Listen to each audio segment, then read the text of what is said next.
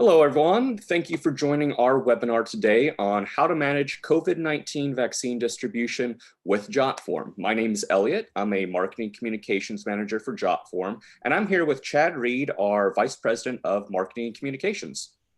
Hi, everyone. Glad you could join us. Yeah, we'll be the ones walking you through how you can use Jotform for vaccine distribution today. This can be a pretty involved process with a lot of touch points for data collection. So we're looking forward to demonstrating how Jotform can help you pretty much every step of the way. I do want to make a note in advance of the webinar that this is being recorded and will be posted to our YouTube channel later this week, along with all the resources we covered today. Please feel free to ask questions using the Q&A chat box throughout the webinar, and we'll be happy to address what we can at the conclusion of the demo. With that, let's get right into the presentation.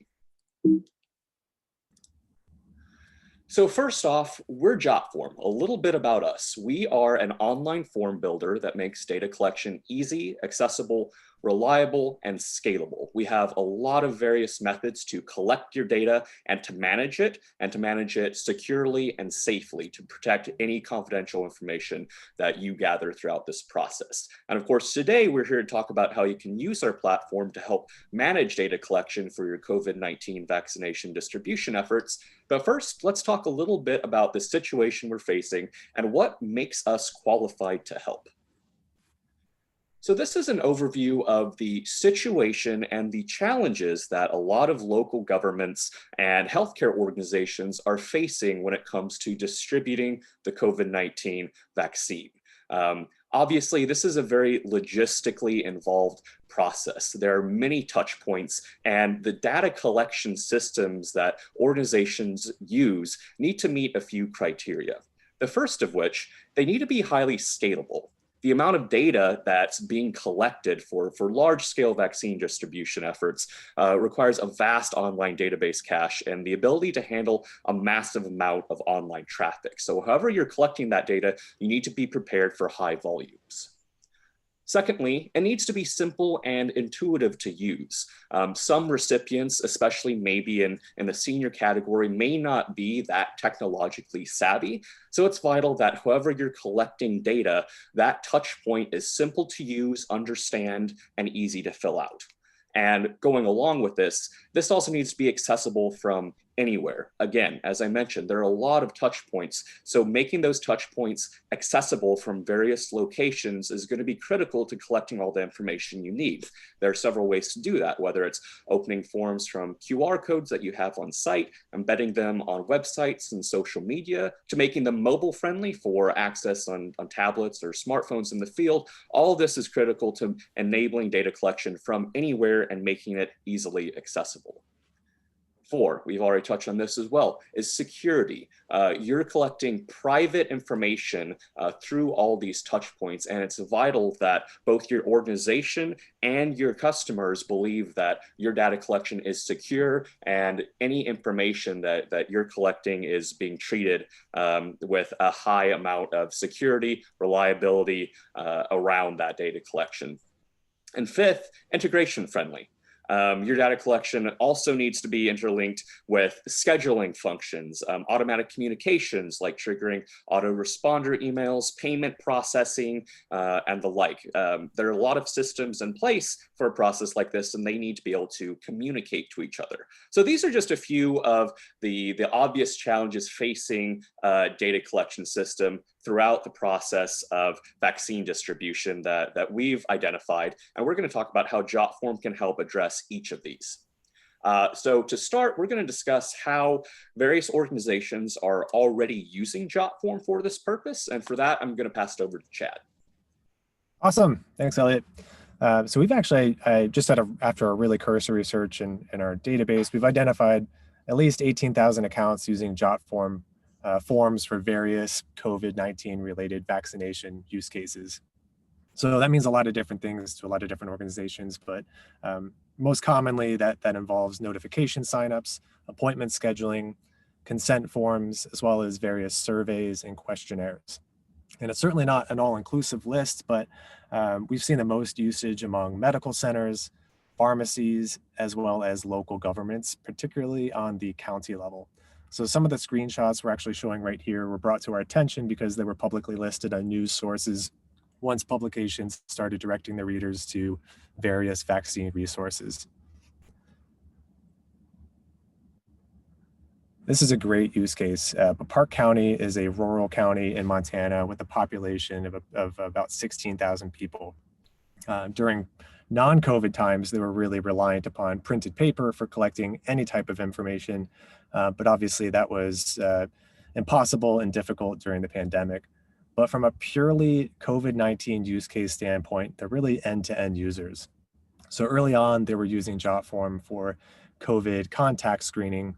And then as testing became available, their staff started using consent forms at the test sites using a tablet, as you can see in the picture above. And most recently, of course, they started using Jotform for vaccination notification signups. So we applaud what they've been able to do. It's really great. And of course, I love their quote. The Jotform platform has helped our small county health department work smarter, not harder. It is a real benefit to the community, and it certainly helps us bring COVID-19 cases under control much more quickly and uses the time and energy of our staff most efficiently. Thank you, Chad. So we've discussed these organizations and governments that have been using Jotform for their vaccination rollouts, but how exactly? And as I've kind of hit on, there are multiple online touch points that are required to gather all the recipient data necessary for this process, from gathering their initial information to assessing their eligibility, scheduling the actual appointment itself, a lot of data, and it all needs to be kept confidential and secure throughout the whole process. And that is where Jotform can help. So if your organization is participating in any sort of mass vaccination rollout effort, you probably need several, if not all, of the following touch points. We've broken them down into some easy categories. There are vaccine waitlist forms for vaccine doses for people who are interested, but maybe there's not enough availability right now. There's pre-screening and eligibility assessments. If you have vaccine dosage available, but you need to make sure that the proper criteria are met to administer that. You have COVID-19 contact tracing forms, registration forms, of course, for all the important data, medical history forms, vaccine consent forms for liability purposes, and of course, the actual appointment scheduling forms, plus more that we'll get on.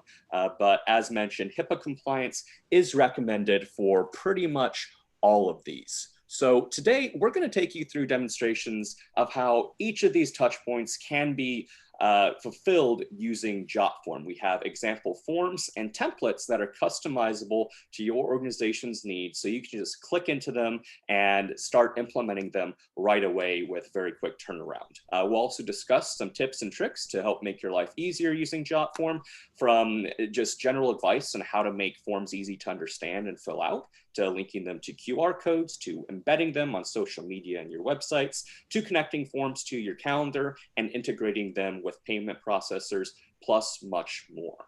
So let's get started with initially an introduction to Jotform itself. For those of you who aren't current users or just need a refresher, we'll give you a little reminder on how to log into the platform and how to get started with a form. So with that, I'll pass it over to Chad for a live demo. Great. Thank you, Elliot. Let me go ahead and share my screen.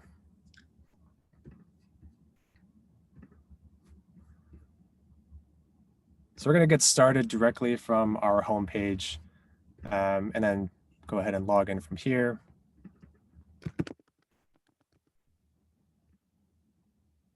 So just broad strokes overview. You log into Jotform, you're redirected to your My Forms page.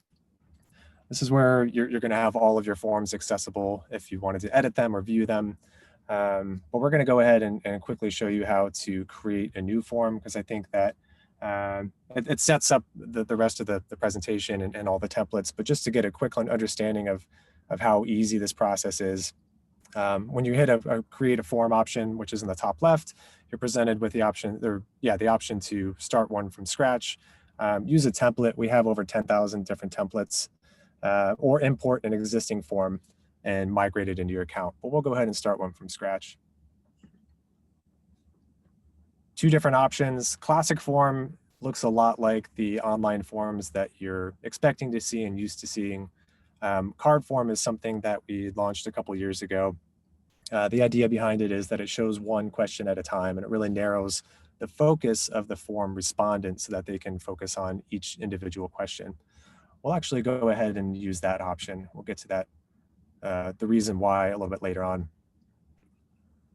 So this is the form builder. This is kind of where the magic happens. Right here on the left, add form element.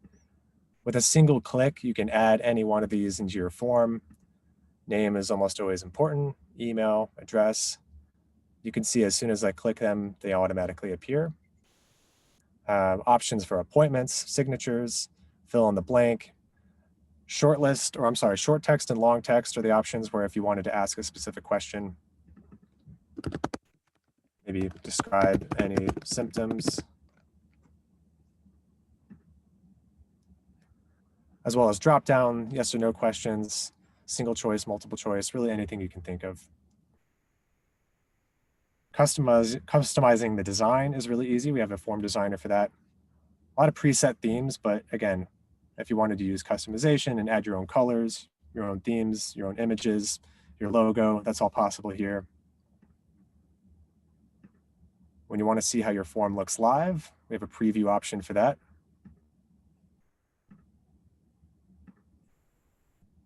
Looks pretty good.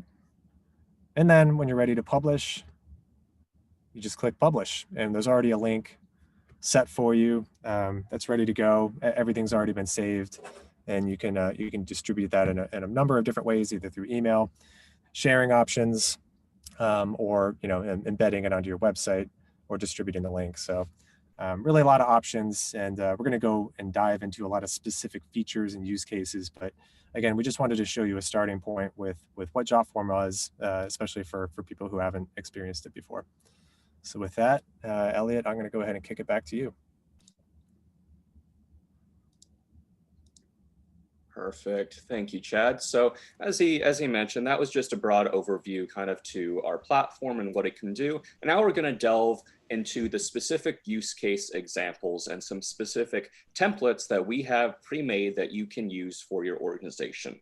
So if we follow the touch point linearity, as it were, the first touch point that's common is a simple vaccine request or waitlist form. Until we have enough doses for everyone in the country, we're still going to need to prioritize. And so your organization probably needs a request or waitlist form as a first touch point for people who are interested in the vaccine. So for each of these use cases, we provide just a couple of examples of ready-made templates that you can start using for your organization. So I'll just go ahead and click into the first one here. This is just a standard vaccine waitlist form template.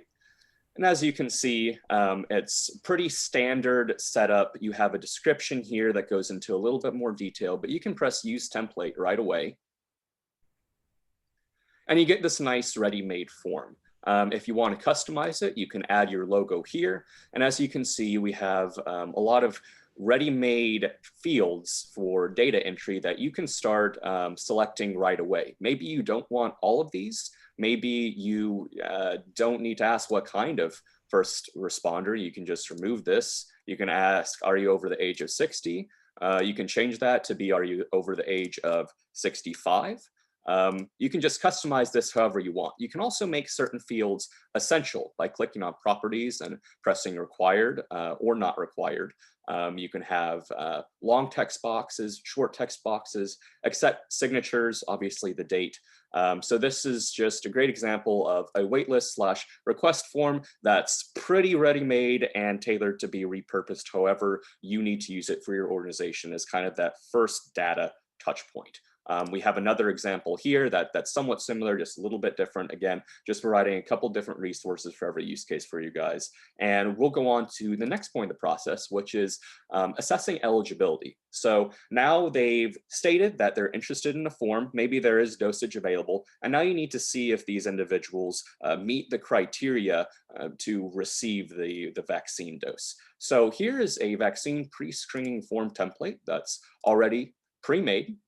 Similar to the last one, you get a little description and info here, and then you can click straight into the template to preview it.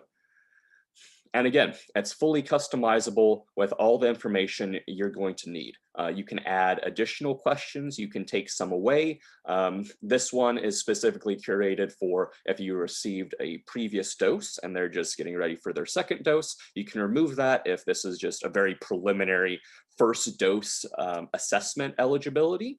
Of course, you can customize however you like. And one thing I want to note is that they're making pretty much all of these mandatory fields, which I actually recommend if you're collecting information like this, so you don't run into any liability problems. You don't want to make sure you get an incomplete record of the data you're trying to process. So this even asks, what formulation of the vaccine did you receive in the past? So as you can see, this is clearly more geared towards if you're receiving the second dose, but it's easily customizable if you're just receiving the first dose as well. We have another example here. Just a slightly different version of pretty much the same form that just gives you a kind of a different setup. And this one is more geared towards the first dose, and if you have any of the symptoms that would preclude you from potentially getting a vaccine. So just a couple options there. Now moving on down the touch point list. Contact tracing. Now, this isn't necessarily a component of vaccine distribution itself, but we still thought we'd include it here because contact tracing is still a very important thing that a lot of local governments and healthcare organizations are doing as an additional component to their fight against COVID-19. So we just thought we'd provide a couple resources here. It's pretty simple, just like these other forms. You can click straight into it and then gather a lot of data about emergency contact, where they've even been. As you can see, it's a map functionality. You just need to link that. People they've contacted during this period, list out all those, and then you have a binding I agree to terms and conditions down here. We have one specifically for staff and visitors as well, if you're doing it strictly from an organizational standpoint for liability or something like that. So again, those are options for contact tracing if you need it. But then this one, which is vaccine registration forms, this is going to be pretty much mandatory for any vaccine distribution effort. And what we've done is provided a bunch of different templates for the various phases of vaccine. As many of you know, there's phase 1 through 3, and then it gets further broken out to 1A, 1B, 1C, on and on. And we have specific forms for every single phase, so it's easy just to swap out one for the other, depending where you are in the process. But of course, you can just use the primary form and customize that for any phase that you want as well. So it depends how much customization you want. As you can see, this form has actually been cloned 14,000 times, so it's one of our most popular forms right now. You can click in, and similar to these others, it's easily customizable for your organization, and you can add any other information you want. It has a pre-loaded selection for their health and medical history, which is another totally separate form, but they add it onto this just to collect all the data in one place, which is nice. Ask for insurance here, address, all the important information. One thing I would note on this form is that it doesn't currently have these fields as mandatory. I would again suggest making sure that they are mandatory and required. And for instance, if you need to change national security number to social security number, you can do that as well. So this is going to be really your bread and butter. Everyone needs a vaccine registration form, and this is a great resource for that. But again, if you want them broken out into their separate phases, we also have that as an option. And then going into the medical history forms, again, this is also optional because you might have collected this data already in the process, but for liability's sake, you might just want a separate collection touch point for certain patients that have been approved for a vaccine. Again, just to make sure you're covered. So this is just a very general patient information medical history form, just so you have it. Again, we would prefer to provide you with too many resources rather than too little. So depending on your exact needs, you can use something like this, or you can avoid it if you don't need it. This asks more detailed questions about their actual habits, smoking, alcohol, following a diet, as well as any medications or anything like that. Again, you might have touched on this already somewhere in your data collection process, but if not, you have a resource to make this an easy turnaround if necessary. And then finally, another really important component is the consent. Obviously, with vaccinations, consent is very important to collect. You want this to be a secure document, easily traceable for records. So we have a few different forms here for that. One, as you can see, is specifically for Moderna. Otherwise, you can just click into the main consent form here. This has also been cloned almost 5,000 times, so it's another popular form right now.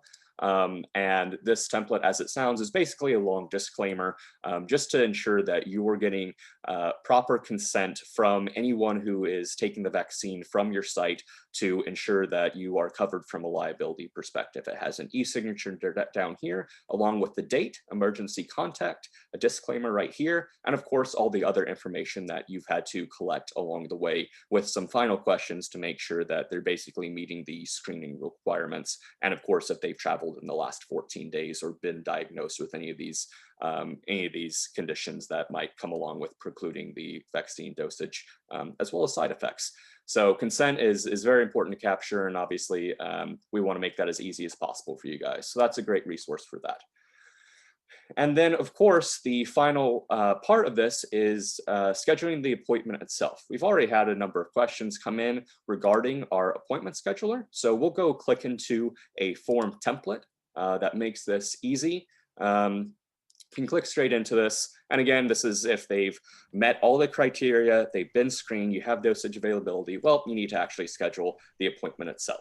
And with our appointment fields, there's a lot of customization options. If you click into this, you can modify the appointment duration slot from 15, 30, 45, 60, or even custom. You can say what hours of day. You can say what days of the week, or if it's just all weekdays. You can implement a lunchtime, or no, we don't need a lunchtime. You can also have limits on the start date, the end date, if there's only certain availability, rolling days, any vacation or holidays, maximum appointments per day, and minimum scheduling notice. So they can't just go and schedule one an hour from now if you're not ready. In addition to some of the more general fields, like just where you want it on your form. But a lot of availability here, and I can show you how to integrate this with your Google Calendar or other calendar functions, so that as soon as someone actually selects an appointment time, they will it will automatically appear on your organization's calendar. Which is obviously nice from an integration standpoint. And of course, you can also select if it's going to be a one-on-one appointment, a group appointment, and then just how you're formatting the dates, time zones. Right now, it's Pacific time, anything like that. So this is a nice, easy form. Just collect that information right away. It has their other information here. So you have their name, email, phone number, just the other important data to be affiliated with their appointment request form, along with a brief questionnaire, which you can include or disclude if you think that you need it now or not. So I'll go into a super quick demonstration of how you would integrate this with a calendar. It's super easy. You just go into settings on top of your form, click into integrations, and then just look up calendar, and here's your Google Calendar. So you'll need to go and authenticate your calendar. I won't go through this whole process, but you can attach any Google account to the form so that when someone goes through this form and selects, 11 p.m. on Tuesday, February 16, it will automatically populate. So that's obviously a key final step in the distribution process, is collecting their reservations, collecting their appointments, and making sure they're scheduled and everyone's on the same page with that. So that is an overview of some of these very specific touch points and the ready-made templates and forms that we have available for them to make it easy. Again, just to reiterate, I will have all these resources available at the conclusion. You can find it on our YouTube page or in the landing page where this will be kept. So you can easily click into any of these use cases and start using them for your organization.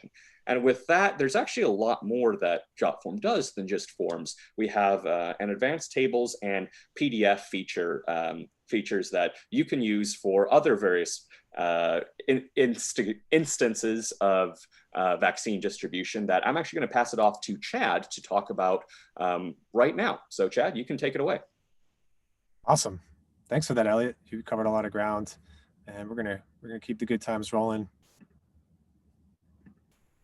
and show you some of these great products. So there's really two standout products that we released over the last couple of years that really elevate the experience of organizations using Jotform to help with the COVID-19 situation.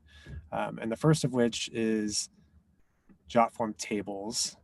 So Jotform tables is something that we just released in November. It is a spreadsheet database hybrid that's really designed with collaboration in mind. So we're going to dive into the template example here, give it a spin.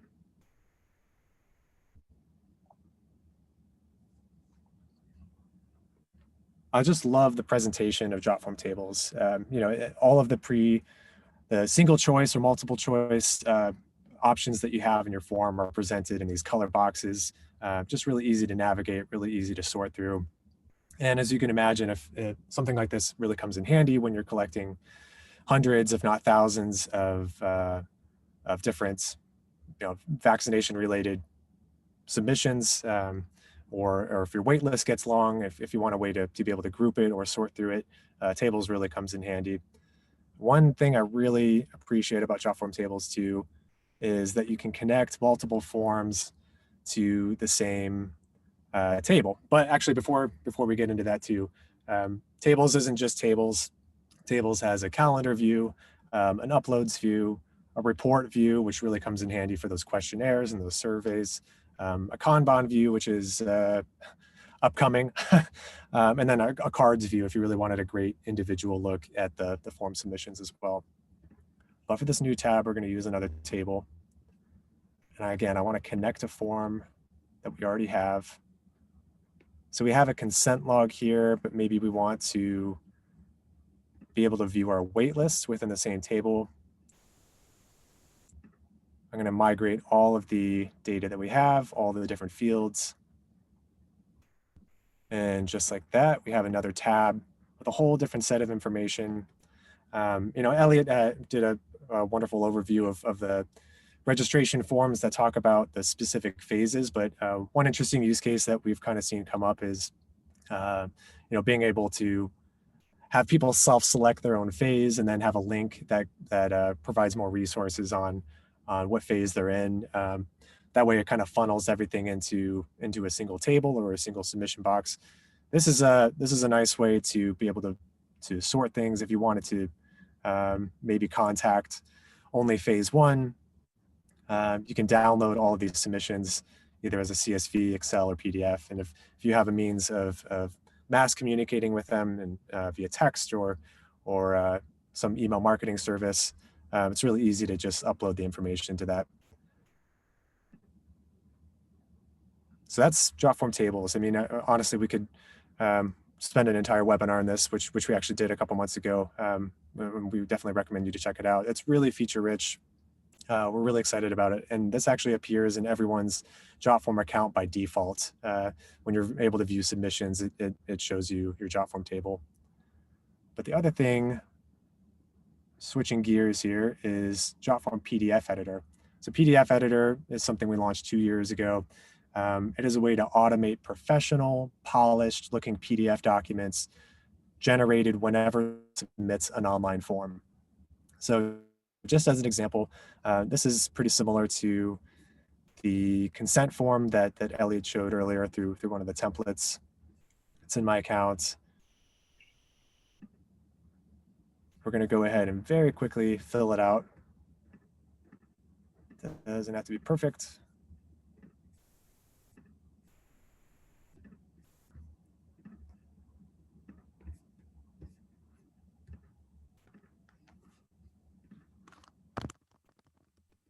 Not my real phone number. Date it, and then here's that signature field in real time.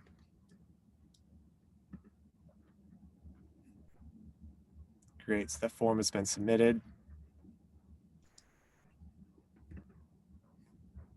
Now here's where we can look at PDF editor. Right from the top, if you want to navigate all the different features and products related to a specific form, but we're going to go in PDF editor. And that form that I just submitted is now available as a downloadable PDF. And this is the default design. Again, you can customize this if you want to change the look and feel, the colors, if you want to add your own logo, the layout. But yeah, it's all right there, ready for you. And one thing we learned just by interviewing a number of users is there's still a need, especially in the medical field, for printed records, and this is really one major benefit of using something like this, the PDF editor, is that with a single click you can go ahead and print this and have it for your own records. Or if you're asking people to print their own forms, form submissions before coming in, that's possible too. But either way, I just wanted to show those two standout products, and I think they're really going to help your workflow, especially with the distribution of COVID-19 vaccines. So just to kind of come back to that original introduction we did to Jotform, something that's really important is to not only create this form, but make it easy to find and easy to use. And I think that's kind of why we started creating the form using that card form format. One of the best reasons that I can think of that someone would want to do that is it just renders so beautifully on a mobile device or on a tablet, so that if someone is not near their computer, they can still be able to really seamlessly fill out your form. Again, they're getting that one question at a time. It's really easy to focus in. That's not always going to work. I think if you have a form embedded or something like that, then you're going to want to utilize that option. It doesn't necessarily always make sense, but it's definitely something to call attention to. Now, I think 2020 was kind of the year of the QR code, and I want to show our QR code option as well. Any one of our forms can be published as a QR code, just like that. It's in the publish and then share options, and then that QR code that just generated, that's downloadable and easy to use. And where this can then kind of come in handy is if you're publicly posting your QR code, or you can put it on mailers. Just imagine that you're notifying people via mail that they can go ahead and schedule an appointment for a vaccine, and you want to be able to make it as easy as possible for them to be able to access that form. Well, there's your QR code, and you can use that in all your materials. And I think that's just a really frictionless way to get people to access your form. And lastly, I want to show, or just at least quickly go over some of the embedding options. So we do embed on all the major platforms: WordPress, Wix, Weebly, Zoe, pretty much whatever you can think of. And we provide the embed code, and it's really seamless process. Even if you don't have any developer skills, you can go ahead and get that form embedded on your website. And I'm going to go ahead and dive into one other feature that we didn't touch on yet. This isn't going to apply to everyone in every use case, but payments are a big part of our product, and we integrate with over 30 different payment processors. The most popular of which being Square and PayPal and Stripe and Authorize.net. And just to connect to any one of these accounts, just like you would add any other form field, you click on it. With Square, you would select connect, you would log in, and then just like that, you're ready to accept credit card payments directly through your form. So if you're in a situation where you're charging for vaccine or for appointments, then it's a really quick way to do medical bill pay. So with that, I'm going to let Elliot take us home.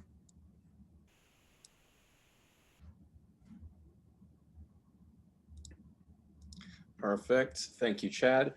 So yeah, he did a great job touching on just some of our tips for accessibility and ease of use. And obviously we've now gone through some of the specific use case examples. A couple last things I want to plug before I round this out is one of which is our enterprise capability. Now, depending on the scale of your process and your organization, especially with all these data collection touch points that you need, it is somewhat likely that you'll start to receive really high volumes of traffic, and there is a possibility of your Jotform account easily hitting the monthly form submission limit within honestly just a few hours. 10,000 monthly submission limit for our silver tier Jotform accounts. That is more than enough for most circumstances, but for something like this, we are seeing high scale. So we did just want to give a shout out that you do have an opportunity to upgrade to Enterprise for unlimited form submissions. You also get some other great perks like geolocalization server options for your data, more collaboration capabilities for your organization, dedicated on-call support staff, and custom workflows. So however you need to go about your COVID-19 vaccine distribution process, we can help you with that if you do have the amount of volume that requires something like this. We have a link here to check out our Jotform Enterprise. If you just click here, we'll have it in the resources, but we certainly encourage you to do that. And finally, just hitting again on HIPAA compliance. As we mentioned throughout this process, security is so important to your organization's liability and to your consumers' peace of mind throughout the process. So ensuring that you have HIPAA compliance is a really important component to providing that peace of mind. So we encourage you to check out our HIPAA page to make sure that either you already have HIPAA, or you can check out some of the cool features that are included for it and how your forms will reflect that. It shows actually a watermark that shows that it's HIPAA compliant.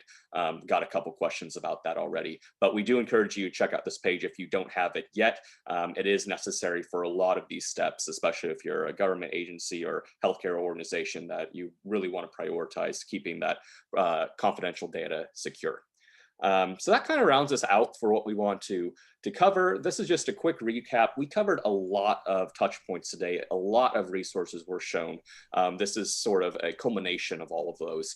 And we will have, once again, to reiterate, we'll have all these resources in the description of this webinar once we post it to YouTube. We'll also have it on the landing page on our website. So you can go through and get easy to follow resources for all of these, from all of the use cases we showed for the vaccine related forms, to the tables, to the PDF editor, to HIPAA compliance and enterprise and more. We'll have all this available for easy reference after the fact. And just to reiterate, once again, this will be recorded and posted on YouTube later this week. So we encourage you to check back if you want to show this or just watch it again for any pointers. We definitely encourage that. And with that, that takes us to the conclusion of our demo portion, and we are happy to open it up for Q&A. We've received some questions I can see in the Q&A box already, but we'll be here a little while longer. So if you do have any questions, please feel free to type those in the Q&A box and we can start to address them. Chad, you see any coming through your way right now? Yeah, plenty. We also, we took a number of pre-asked questions ahead of the webinar. So I think we're going to probably start with those and then see if we have time to jump into some of the live Q&A here as well. But someone had asked, I'd like to know how to deploy Jotform on smartphones to help seniors pre-register beforehand to schedule a vaccine pre-screening.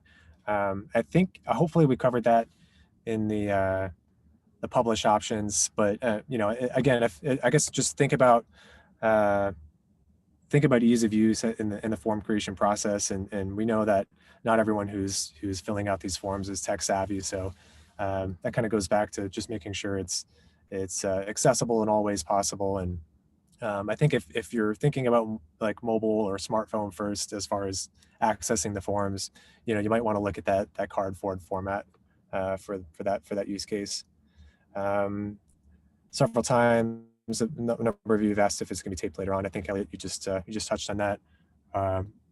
Yeah, we've recorded this and it's going to be uploaded to our YouTube page along with the rest of our webinars. A couple of you have asked if there are going to be future integrations with Acuity scheduling. I don't know the answer to that as far as our integration roadmap. We don't have a direct integration to it currently, but if you do a quick search around the web, there are a number of third-party apps that make that integration possible, and I know a number of our users are using that. I would just caution in saying, I don't know what the HIPAA compliance ramifications of doing something like that are, or make sure that whatever third-party apps you're using or integrations you're connecting, make sure that they're HIPAA compliant too for this particular use case. Yeah. Yeah, Chad, I'll jump in there really quick. We've gotten a couple questions about the Google Calendar HIPAA compliant. So when you do schedule an appointment, for instance, and you want to link that to your Google Calendar, we can't be liable or responsible for what outside apps and the type of compliance that they have. We can obviously just take care of our own compliance and our own data collection. So just a word of caution for external apps, like when you do connect to a Google Calendar for your scheduler, is I would maybe recommend, just to be sure that any data is kept secure, you keep whatever data you're collecting on the appointment scheduler pretty minimal. Keep it to a name, an email address, etc., so that way, by integrating with Google Calendar, you aren't compromising some confidential medical information or something like that. You can maybe use another one of our forms for that, like our medical history or just our registration form, which you probably are going to need anyway. And then you can keep the scheduling form pretty separate with top line information that isn't as critical for HIPAA compliance, because you aren't sharing that super confidential medical information. So again, we just want to be cautious when speaking to third-party apps and HIPAA compliance there. We can only ensure that our database is HIPAA compliant. So I would recommend on those scheduling forms, you keep the information pretty top level if you are going to integrate with an outside calendar like iCal or Google Calendar. So just wanted to interchange there. Mm-hmm. A couple questions about pricing. So HIPAA compliance, it comes with a cost of a baseline cost of $39 a month for a monthly subscription, and a little bit less if you opt for the annual plan. Jotform as a product is free, but to get that extra security, to get that HIPAA compliance, we ask that users are opting into the silver plan, which is $39 a month. Let's see here. Getting more questions about scheduling. If you can schedule multiple people for the same time period, the answer is yes. You would go into those advanced settings. Let me just go into it, I believe, right here. And if we click into this, the way you do that is you go into advanced, and you can designate group or one-on-one. And so you can say 4 people per slot, 3 people per slot, and once you meet this group requirement, it will stop accepting people for that time period. So we got one person asking, we have 4 nurses giving vaccine shots every 15 minutes. Is it possible to do that? It's very possible. So what we're going to do is make each appointment slot duration only 15 minutes. And then we go into advanced and say group, and so you can give 4. So right now you have 15-minute increments, and you can accept up to 4 people per increment. So that is how you would customize that. And as soon as 10 p.m. gets just filled, that will shut down as an available option. So that is how you can customize the actual scheduler to make sure you don't overbook or anything like that. So I want to jump in with that demo right there. Definitely. Someone just asked if Jotform supports inventory management in any way, and I'll just say that's a very common use case, especially once we announce Jotform tables. So I would recommend, I guess, if you wanted to start just by browsing our templates. If you look at our Jotform tables templates, then there's a whole inventory management section there, and I think that hopefully identifies some of the use cases that are most common. But that's probably the best starting point for that. Someone else asked if it's bilingual in English or Spanish, and so Jotform is actually available in a number of different languages, and you can configure your forms as such. And I wish I had the information in front of me. I think it's up to 18 different languages, but certainly Spanish is one of them. We have one question from Brandon about, can you merge the data from multiple forms into one table, and can you pull data from one form into another form? So Chad demonstrated this a little bit. When you are in a table, you get the option to add a tab or add to your current tab, and then you can link to any form. So as mentioned, a lot of these touch points, which this is also brought up in Q&A, there are a lot of touch points. And of course, some of these are necessary, like the request form. You can't use the request form for the registration form. I mean, those are just different points in the timeline. Similarly for the appointment scheduler. So some of these multiple touch points aren't really avoidable. But to make it easier in your organization, and if you use, for instance, Jotform for several of these, you can combine all this information into one easy table, one easy database server, as it will. So it is all very easily referenceable. So you don't need to go and click into each form to be like, oh, did this person, did they put on the wait list? Did they register? Did they sign the consent form? You can have one table with all these forms linked, and then it's a lot easier to cross-reference that. Again, I'd encourage, if you want more details on our table interface and how it works, to check out our prior webinar. Chad also covered it a little bit, but if you're in tables, it's very easy to connect all these forms to the same table. Yeah, definitely. Marilyn, you had a great question. If we needed to get in touch or alert people from our forums, how do we do that in a mass email? And then you noted that MailChimp is complicated to understand. So I would say, just candidly, there's not a great workflow for this as far as mass communicating directly from Jotform. And I also, again, want to caution, if you're using an email marketing service that may or may not be HIPAA compliant. I don't have that all that information in front of me, but as far as like connecting to the email integrations that we have, we do have a number of them. I can't, again, confirm if they're all HIPAA compliant, but we do make it easy if you needed to download or extract the information from Jotform as a CSV, and then almost all of those services make it really easy to upload that file and be able to send your mass communications. But really, our focal point especially is on the collection part. And then if you wanted to, we do make it quite easy to individually contact people directly from Jotform in an email.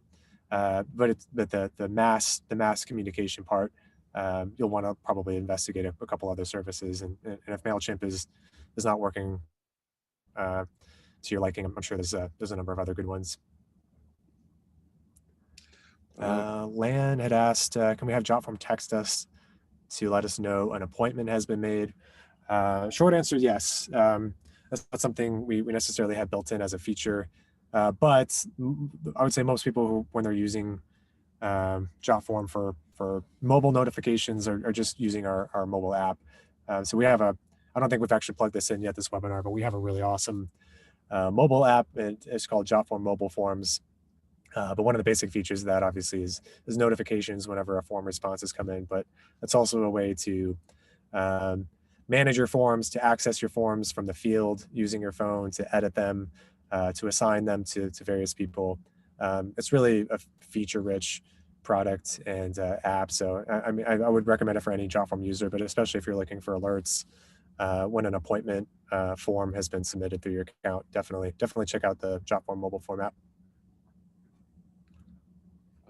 Raj asked for, Chad touched on this a little bit earlier, but for in-person bookings, how can these forms interface with the online bookings?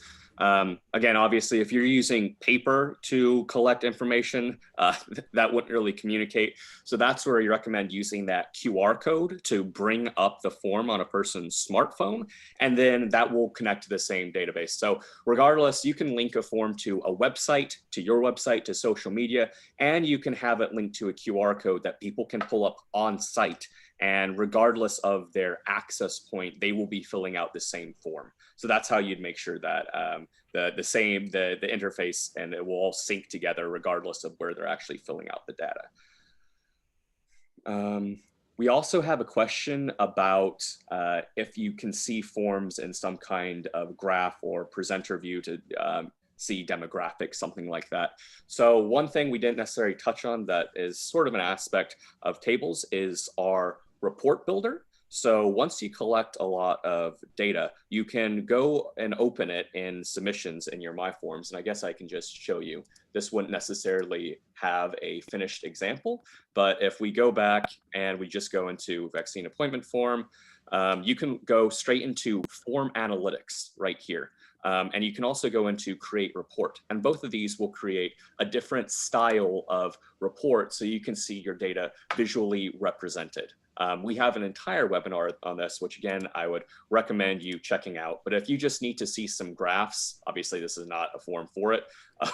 We have one submission, but for instance, if you had a bunch of different submissions, it would show like their age range, if that's a form answer that you have, or it'd show geographic locations or male versus female or anything like that. So that's how you access basically a visual representation of your data anywhere using Jotform. That is really helpful just to get kind of a broad glimpse of your key stats up to date, and it updates with every single submission. So something like this will always be updating so you can get a visual representation. So that's a really handy tool. We didn't necessarily go into with our demo, but we do have that as an available option for people that would benefit.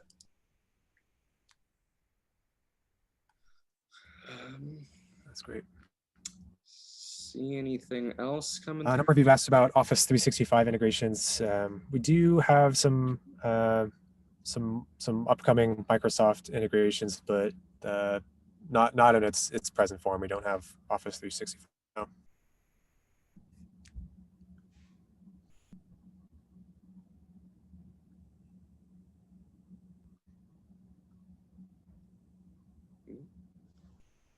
So Mallory asked, how do we access patient information submitted through forms besides using tables? That's a great question, and apologize for not touching maybe on more of these options, but there is a standard inbox through Jotform that presents really more like a inbox that you would see in your email account or something like that. That's another option, and a really highly used option. Also, patient information is sent directly by default to emails. So most people, are getting their information directly sent to their email inbox and accessing it that way. As well as, I think we touched on a couple of the third-party integrations, but we have over 80 third-party integrations, and some people, if they're managing their information directly through a third-party service, then that's what they're using as well. So there's really a number of options besides tables. Tables was just something that we're really seeing a lot of use cases for, especially during COVID-19, and a product that we're definitely excited for because we just launched it. So, but yeah, a lot of different options for that. One question that I've seen come up a couple times is exporting data. And I think, Chad, that you touched on this a little bit, but just to reiterate, you can export any data you have in CSV file for an easy upload into some sort of server automation or email automation system. If we don't happen to already integrate with them, you can just go to any form that you've received. So we'll go again to this sample appointment form. We will look at the submissions. It will open tables, and then from here you can just download as CSV or Excel or PDF. And of course, if you need it in a certain format, you can rearrange everything. So you just have name, email. Maybe this is how your email service needs it to be set up. So you arrange it like that, and then you can just download as CSV. And obviously, you'll probably have more than one submission for this, but we do offer various ways to easily export data. So if we happen to not integrate with whatever other system or server you're using, it's super easy to get that raw data and upload it. So it's as seamless as possible.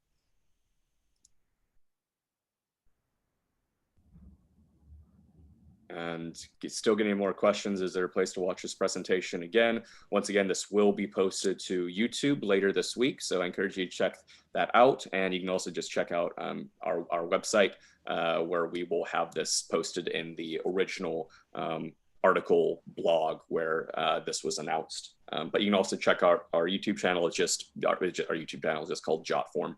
Pretty simple to remember. Otherwise, I'm not seeing too many more, Chad. Are you? That we haven't already answered, at least. Yeah, I think that's most of them. I think someone had asked. I can't find it now, but they'd asked if there's a way to tell if that the form responder can tell that the form is HIPAA compliant. And by default, we do mark our HIPAA compliant forms as HIPAA compliant. So it just adds a little bit of sense of security. And when you're filling out the form, it's kind of denoted as such. Yeah, it's marked. So I think that I do think that's like an important thing to include, because you ultimately there's a lot of trust involved in this process between the form provider and the form respondent. So yeah, that's a great question. Yeah, absolutely. Otherwise, I think we're coming near to the end of our time, and we want to be cognizant of your guys' time. So apologies if we haven't been able to get to every single question. I know we've been able to answer a lot of them, but feel free to always reach out to myself or to Chad. You're free to email me directly. My email is Elliott, ELLIOTT @jotform.com. Chad, if you want to give yours. Yeah, sure. Super simple. Chad, CHAD @jotform.com. Yeah, apologies again if we didn't get to all of your questions, but yeah, we definitely welcome your questions, and please feel free to follow up with them, and we will either answer them directly or find someone who can. So yeah, looking forward to connecting with you all. Absolutely. Yeah. And thank you guys for taking an hour to spend with us today. We hope this has been educational and informative for you. Again, please check our YouTube channel for this recording after the fact, where we'll have all these resources where you can easily link out. And as we mentioned, you can reach out to myself or to Chad or to our support team to get answers on any questions we weren't able to address here today. But thanks again for spending some time with us, and we can't wait to see you next time. Thanks, everyone. See you next time.